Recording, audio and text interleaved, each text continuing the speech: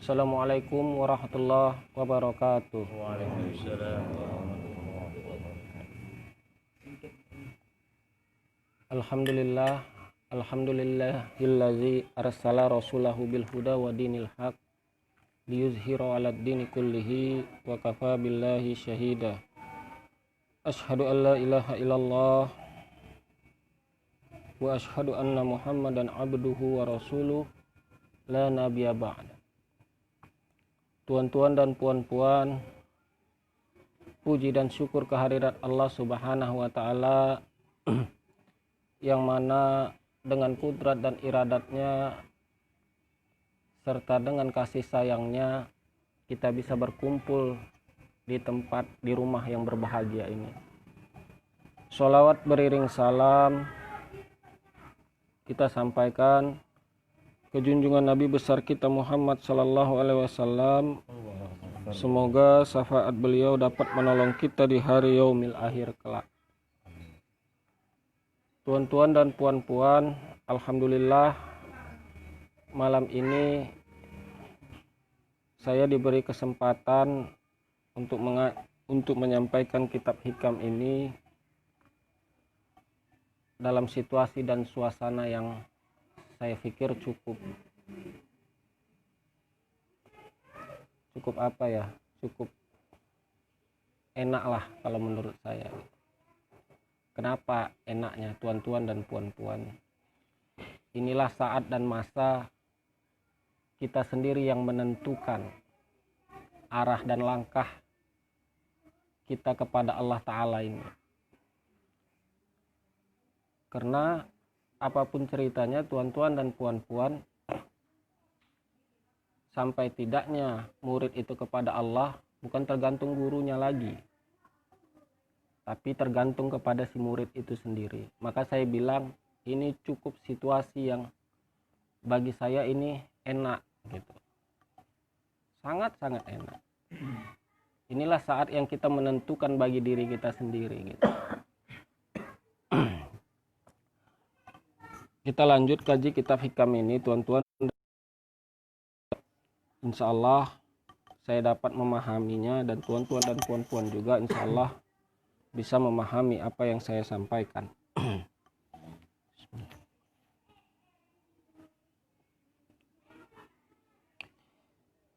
Beroleh petunjuk segala orang yang berjalan kepadanya dengan segala nur tawajuh, yaitu barang yang daripada mereka itu kepada Allah Ta'ala, daripada segala amal dan ahwal, dan mujahadah daripada segala ibadah. Tuan-tuan dan puan-puan, orang yang berjalan kepada Allah Ta'ala itu akan mendapatkan nur, hidayah ataupun petunjuk manakala nur itu didapatkan hasil ia berhadapan dengan Tuhannya. Orang yang berhadapan dengan Tuhannya, pada saat itulah namanya awak itu bertawajuh. Makanya ritual ataupun rutinitas yang kita lakukan seminggu 4 kali itu tawajuh itu sebenarnya fungsinya itu untuk menghadapkan. Disitulah saat kita yang benar-benar berhadap.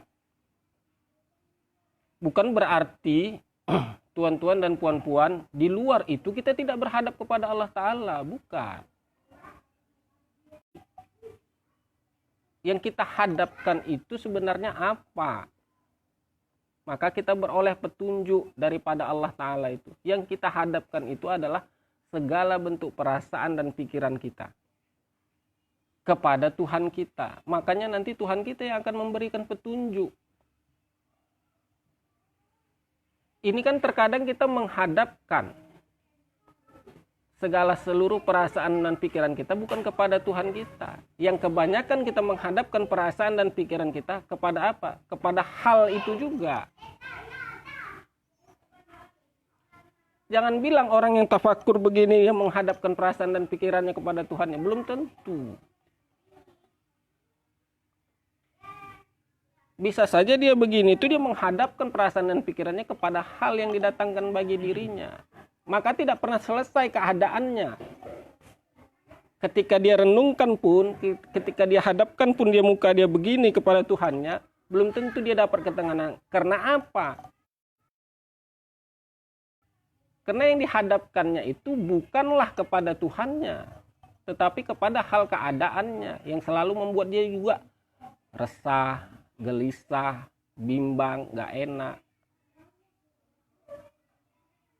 Jadi kalau kita menghadapkan benar perasaan dan pikiran kita serta hal keadaan kita memang kepada Tuhan kita, maka itu ada buahnya. Yang pertama itu pasti buahnya itu pertama Allah angkatkan beban perasaan itu dulu. Segala hal keadaan yang menimpa diri itu pasti dia akan diangkatkan Allah dulu. Tenang dia dulu. Nah ketika tenang itu baru Allah beri petunjuk. Kalau nggak mungkin lah kita himbau setiap kali kita mau tawadhu. Ya ayat Tuhan nafsul mutmainnah, wahai jiwa-jiwa yang tenang. Kita kan disuruh tenang dulu. Tenang, kita buang dulu segala beban perasaan dan pikiran itu. Disitulah kita berhadap kepada Tuhan kita. Baru Allah berikan petunjuk bagi diri kita. Kalau tidak, ya tidak. Tidaknya di mana? Yang dapat pun kalau tidak petunjuk dari Allah, yang dapat itu pun petunjuk dari penyelesaian dari hal perkara itu juga. Tidak daripada Tuhan itu. Orang yang mendapat petunjuk hidayah daripada Tuhannya, yang pertama yang harus diintip dalam perasaannya bukan terhadap penyelesaian zahirnya. Ini ditandai ya dalam perasaannya. Orang yang mendapat petunjuk daripada Allah tuh pertama kali itu bukanlah hal penyelesaian zahir, bukan. Yang pertama kali Allah selesaikan itu adalah hal perasaannya. Baru zahirnya menyusul. Begitu juga kalau Allah mau menghukum seseorang itu, yang pertama kali dihukumnya bukan hal zahirnya. Hal perasaannya dulu dihukum. Kacau balau tak menentu arah perasaannya, dalam mengambil keputusan pun dia keliru, makanya di situ akan menyusul zahirnya hancur. Jadi tandai aja tuan-tuan dan puan-puan. Kalau perasaan awak kacau, galau, bimbang, resah, tandalah itu. Allah menghukum awak di situ. Maka nanti baru itu menyusul zahirnya, menyusul. Selesaikan perasaan awak, mau memberi awak petunjuk itu, dari dalamnya dulu dia kunci. Dari dalamnya dulu dia beri. Dikasihnya dulu awak perasaan tenang, nyaman, senang. Kasihnya dulu perasaan itu, baru zahirnya akan dia menyusul perlahan-lahan. Baru dia dapat keredoan Allah Ta'ala itu. Kalau tidak, ya begitu dia terus. Jadi kita tandai saja tuan-tuan dan puan-puan perasaan kita. Manakala awak kacau, gelisah, itulah dia. Dulu kalau ayah Nawani bilang sederhana. Tuan mau tahu yang mana wujud dosa itu, katanya. Di saat kacaunya pikiran Tuan, di saat rusaknya perasaan dan pikiran Tuan, itulah menunjukkan wujud dosanya. Sangat sederhana kalau menurut saya. Dan itu saya akui. Apapun hal yang membuat perasaan awak terhukum, tandalah Allah itu sedang menghukum awak. Makanya awak disuruh irji'i, kembali. Kembali perasaan dan pikiran awak itu kepada Allah Ta'ala. Jangan lama-lama awak duduk di situ. Kadang kita ini kan tuan-tuan dan puan-puan tahunya sebenarnya perasaan dan pikiran kita ini sedang terhukum, kacau balau. Tahu kita kadang-kadang perasaan dan pikirannya. Tetapi kita nggak mau keluar daripada situ. Kita anggap juga kekacauan dan kegelisahan kita itu dengan sendirinya juga hilang. Nggak demikian juga. Sebenarnya, kalaupun hilang kekacauan perasaan dan pikiran Tuhan, pada saat tidak teralihkanlah perasaan dan pikiran tuan-tuan dan puan-puan pada kekacauan itu. Siapa yang mengalihkan perasaan tuan-tuan dan puan-puan? Allah Ta'ala juga sebenarnya. Entah dialihkan nonton TV, entah dialihkan dengan ngobrol-ngobrol dengan orang lain, entah dialihkan dengan beribadah, entah dialihkan dengan tafakur. Disitulah dia. Kalau tidak, ya di situ-situ aja terus. Maka kita disuruh berhadap kepada Allah Ta'ala itu.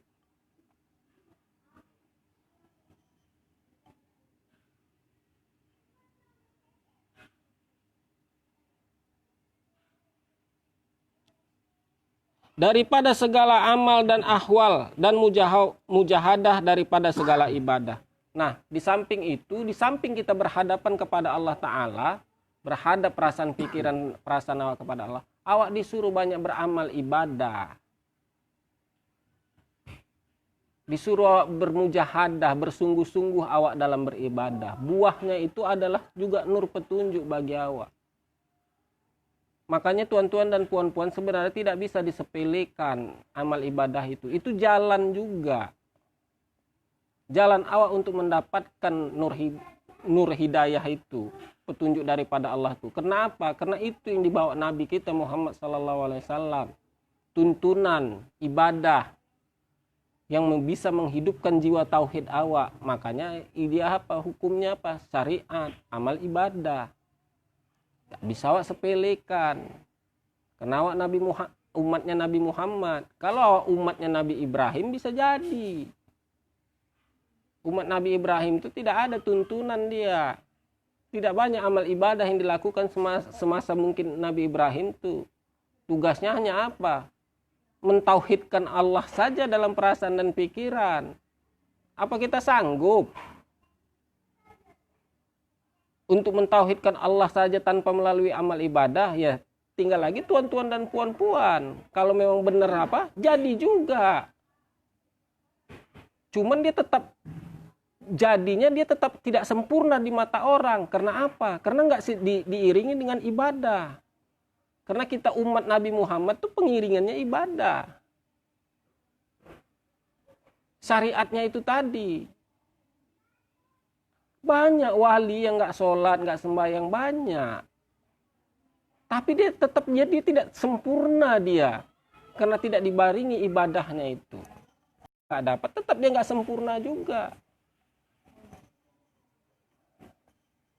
Nah, jadi daripada itu tuan-tuan dan puan-puan, teruslah dalam perasaan dan pikiran ini, awak upayakan awak ini berhadap kepada Allah Ta'ala dalam hal keadaan apapun. Ini tuan-tuan dan puan-puan, saya mohon maaf kepada tuan-tuan dan puan-puan. Maka saya nggak mau kalau tawajuh itu, saya baca ayat itu. Fa'inama tuwallu fasama wajahullah itu. Kita buang uang kita untuk mendapatkan ketenangan. Pergi tamasya, pergi jalan-jalan ke mall, pergi makan sana sini, pergi karaokean sana sini, apa banyak hal. Cukup mahal juga terkadang harga yang harus awak bayar untuk sebuah ketenangan ini. Padahal jalan ringkasnya, jalan enaknya Allah sudah kasih maklumat kan. Ya ayat Tuhan nafsul mutmainnah irji padaku katanya. Supaya engkau tenang, redo. Itulah yang paling enaknya. Jadi tuan-tuan dan puan-puan, kita ini sebenarnya enak sekarang ini. Enaknya di mana? Semua kaji, semua petunjuk, semua arahan sudah disampaikan bagi kita. Saya pikir tidak ada satupun hal yang terlewatkan daripada yang disampaikan guru kita itu untuk membenahi perasaan dan pikiran awak kepada Tuhan awak. Tidak ada satupun yang terlewatkan, saya pikir. Kalau masalah kaji sebenarnya kita ini semuanya sudah tamat. Apa yang belum tamat? Buatnya. Saya pun mengakui tuan-tuan dan puan-puan. Mungkin di antara tuan-tuan dan puan-puan ini saya yang paling lama di sini.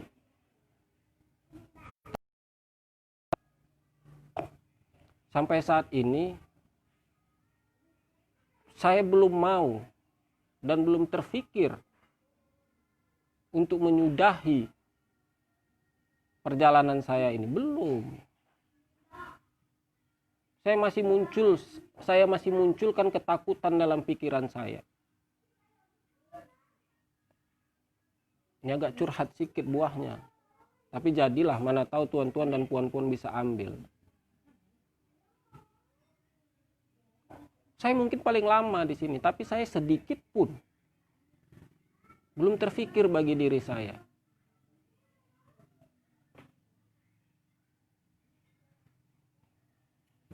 Karena apa? Karena itu tadi saya bilang, masih ada sebuah ketakutan yang dalam diri saya ini. Apa ketakutan dalam diri saya ini? Ketakutannya bisa lebih parah keadaan awak ketika awak sebelum di sini. Mungkin bisa lebih hancur perasaan dan pikiran awak ini ketika awak keluar daripada ini. Bisa jadi. Maka saya tidak tahu, walaupun keadaan saya seperti ini aja, tapi saya tidak apa ya tuan-tuan dan puan-puan. Enggak, inilah. Mungkin ini saya coba saat ini saya berbagilah dengan tuan-tuan dan puan-puan. Apapun yang terjadi, apapun yang kita alami, teruskan. Sampai nanti Allah sendiri yang menentukan bagi diri awak. Sampai dia sendiri yang menyudahi perjalanan awak.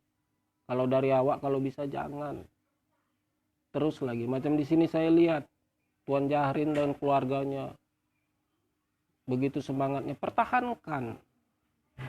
Jangan lemah karena suatu hal keadaan yang tidak menguntungkan bagi nafsu. Jangan lemah. Pertahankan terus. Terus pertahankan. Macam siapa lagi? Macam Faisal yang muda-muda, jangan pernah putus semangat, teruskan. Saya pernah juga jadi Faisal, berguru belum kawin, sampai udah kawin udah pernah saya alami. Macam Tuan Jahrin yang jauh dari rumah, udah saya alami juga. Jangan pernah, jangan kasih kendor semangatnya. Terus berjalan. Sampai Allah tuh sendiri nanti yang menghentikan perjalanan awak. Kalau bisa, jangan dari awak. Ingat saya pepatah ayah Nawan dulu sering bilang apa? Sedada diarungi, masa semata kaki tak terlewati. Sedada awak arungi, air tuh sedada bisa awak lewati. Masa ini tinggal semata kaki lagi, tak bisa awak lewati. Nah, teruslah tuan-tuan dan puan-puan. Mudah-mudahan Allah terus beri petunjuk kepada tuan-tuan dan puan-puan. Allah terus beri kasih sayangnya kepada tuan-tuan. Semoga apa yang tuan-tuan niati dan tuan-tuan hajati dapat disampaikan oleh Allah Ta'ala. Mungkin itu saja yang bisa saya sampaikan. Lebih dan kurang saya mohon maaf. Billahi taufiq wal hidayah. Assalamualaikum warahmatullahi wabarakatuh.